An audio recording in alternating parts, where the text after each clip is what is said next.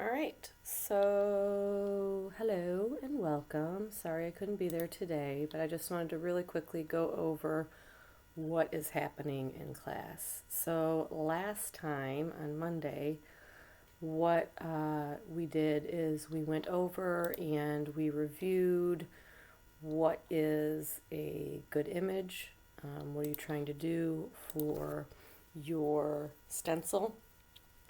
So on Monday, you were finishing up your plan, and I wanted to point out in that document for your plan, you need to explain your concept. So don't just say, my concept is Frida Kahlo. So you would say, I am going to be making a portrait of Frida Kahlo. Frida Kahlo is a famous Mexican artist. She's my hero. I've always looked up to her.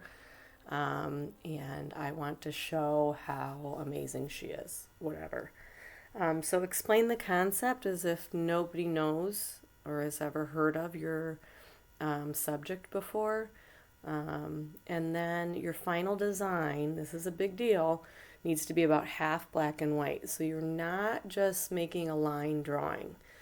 This type of stencil image for screen printing, it does not do best with fine, skinny lines. So you need to find areas that you can color in with solid areas of black.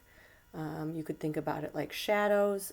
If you need help with that, you could go back. I'm trying to see, look at some of Shepard Fairey's images. Now, he does use colors, more colors than we are. But if we look at this image here, it's not just outlining the woman's lips.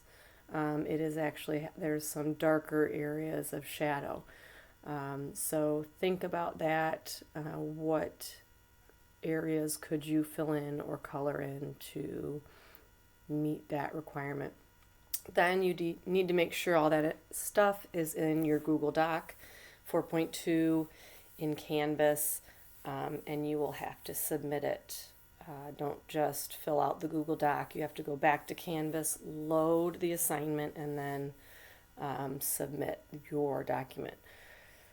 So on Monday, I showed, or we demonstrated, looked at videos on how to cut your stencil and apply it to the screen. You took notes. So as you are working through this process today without me there, I want you to make sure you look at those notes. Here is another review of what we did on Monday. Thinking about maybe are there creative ways that you could use the negative space, and then also looking at ways that you can fill in darker areas or areas of solid color. Okay, we watched this video on how to transfer your design. She uses a pencil transfer, but we are going to use the light boxes in the room. So once you have your design completed on the white paper, you get approval from me.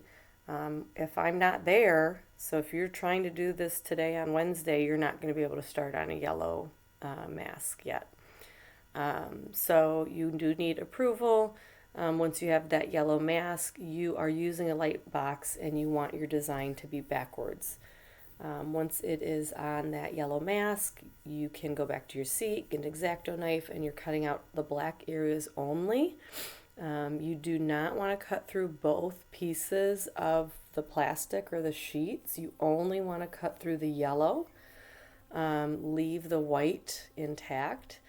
Once all of those little black areas are cut out and peeled off, then you can transfer your yellow mask to a clear sticker paper, and then you can transfer it to your screen.